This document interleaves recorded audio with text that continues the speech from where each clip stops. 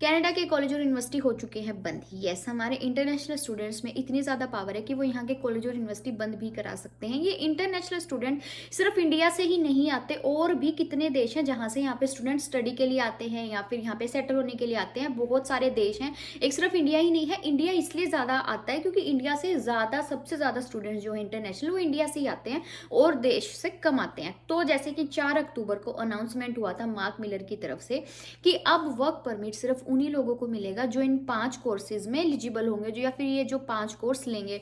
वो था एग्रीकल्चर था, हेल्थ था, स्टेम था, ट्रेड था एंड ट्रांसपोर्ट था। ये 5 कोर्सेज थे। तो उनकी तरफ से अनाउंसमेंट थी कि ये 5 स्टडी जो लेंगे इसके अंडर उनको ही वर्क परमिट मिलेगा, अदरवाइज को वर्क परमिट नहीं मिलने वाला। वर्क परमिट नहीं मिलेगा तो पीआर भी नहीं मिलने वाली। सारा खेल वहीं खत्म। उसके बाद क्या हुआ, जो ओंटारियो यूनिवर्सिटी है उसको इस चीज के बाद हुआ है 1 बिलियन का घाटा। 1 बिलियन, अरबों में चले जाते हैं पैसे, करोड़ों में बात नहीं रहती, अरबों में बात चली जाती है। $1 बिलियन का नुकसान क्यों हुआ है? क्योंकि 5 कोर्स उन्होंने दे दिए, ये 5 कैटेगरीज उन्होंने दे दी। ट्रेड में दे दिया, और अपना ट्रांसपोर्ट में दे दिया, हेल्थ में दे दिया, एग्रीकल्चर में दे दिया, स्टेम में दे दिया। इसके अलावा भी तो कोर्सेज होते हैं ना कॉलेज में, यूनिवर्सिटीज में। ये थोड़ी है कि सिर्फ यही होते हैं। पहले के टाइम पे क्या होता था, आज से कई साल पहले तक, जो भी हमारा मन करता था हम स्टडी यहाँ पे लेके आ सकते थे, और उसके बाद हम अपना वर्क परमिट लेते थे, पीआर के लिए अप्लाई करते थे। बहुत ईजी थी चीजें।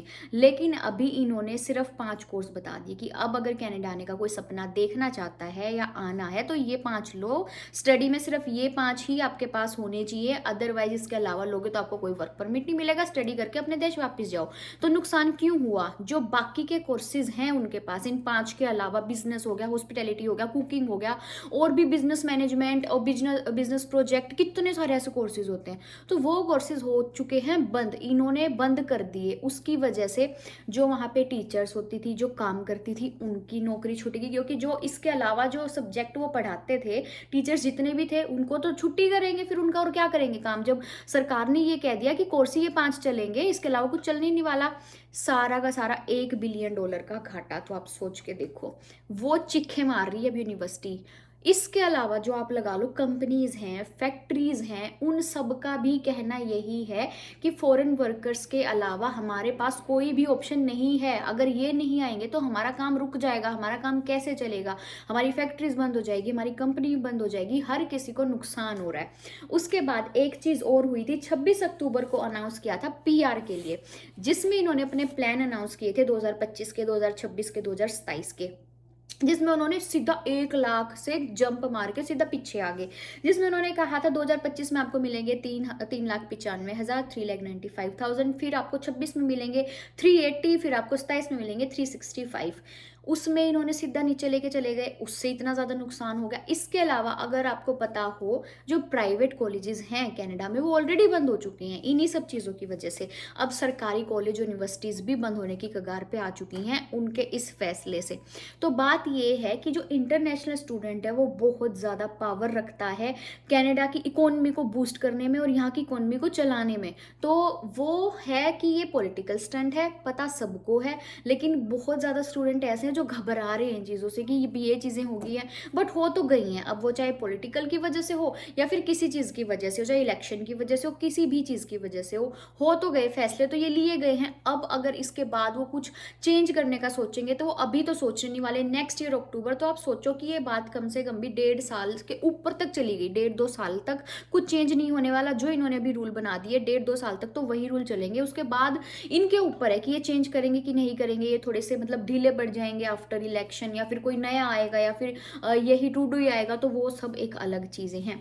उसके बाद क्या होता है, ये सारे जितने भी कॉलेज यूनिवर्सिटीज हैं, 5 कोर्स, इनके अलावा जो और कोर्सेज थे सबको बंद करने पड़े, सबको वो कोर्सेज हटाने पड़े। तो उससे टोटल मिला के $50 बिलियन का घाटा हुआ है सारी यूनिवर्सिटीज को, सारे कॉलेजेस को।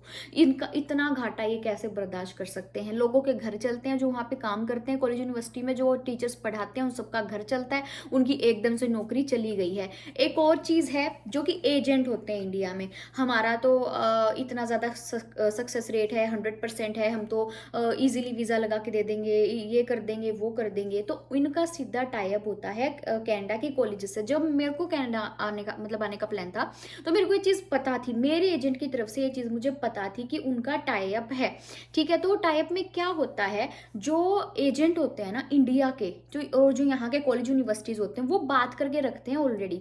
तो हर एजेंट के हिस्से में थोड़ी थोड़ी सीट्स आती हैं, तो वो उनके ऊपर होता है। तो वो कॉलेज कहता है कि आप हमें बंदे ला के दो, उनकी सीट्स प्री बुक्ड है, मतलब वो सीट्स पहले ही बुक्ड एजेंट के नाम की अलग से रहती हैं।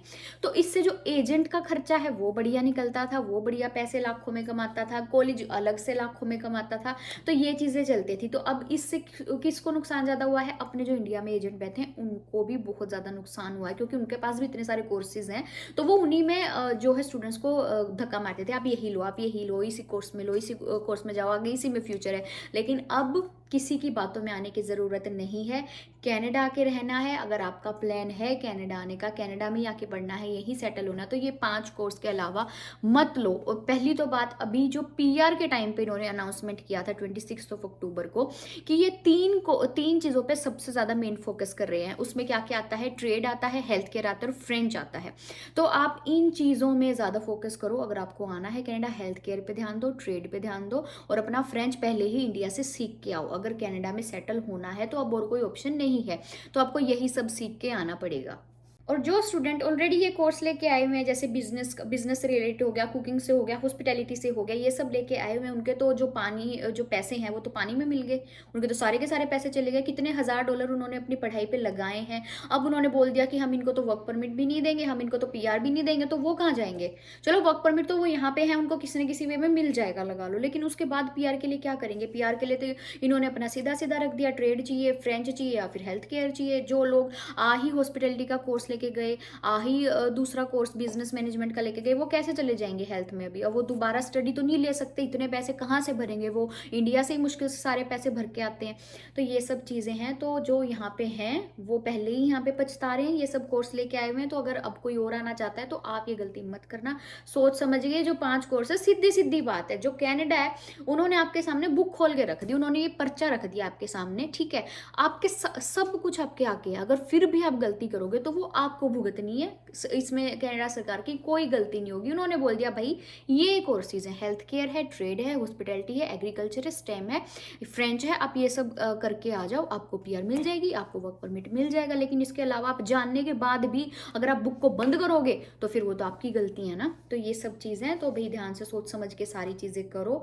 पहले ही इतना हड़कंप मचा हुआ है। पहली बात, ये जो अभी तक इतने ज़्यादा चेंजेस हुए हैं, ये अभी और भी होंगे, ये नहीं है कि रुक गए अभी, क्योंकि इलेक्शन है नेक्स्ट ईयर अक्टूबर एंड में, नेक्स्ट ईयर एंड में पूरा का पूरा 1 साल पड़ा हुआ है अभी। तो अगले 1 साल तक काफ़ी सारे चेंजेस और भी होंगे, तो उनके लिए आप रेडी रहो। लेकिन ये जो इन्होंने मेंशन किए हैं 3-4 कोर्सेज जो इंपॉर्टेंट है, ये इतने ज़्यादा चेंज नहीं होने वाले। तो अगर अभी जैसे सितंबर इनटेक आता है, या जैन इनटेक आता है, या मई इनटेक आता है, जिस भी इनटेक में आप आना चाहते हो, तो इनसे रिलेटेड ही कोर्स लेना। किसी एजेंट की बातों में आने की ज़रूरत नहीं है कि कोई दिक्कत नहीं, आप ले लो, ये हो जाएगा। ऐसा कुछ नहीं होने वाला। सोच समझ के और फिर डिसीजन लेना है। तो आई होप कि आपको वीडियो समझ आई होगी। वीडियो समझ आए तो जितना हो सके शेयर करना। अगर आपका कोई डाउट है तो मेरे को कमेंट कर दिया करो, ताकि मैं आपको आंसर कर सकूं। तो फिर मिलती हूँ आपसे नेक्स्ट वीडियो में। Like share subscribe. खुश रहो, सेफ रहो और सोच समझ के फैसला लो।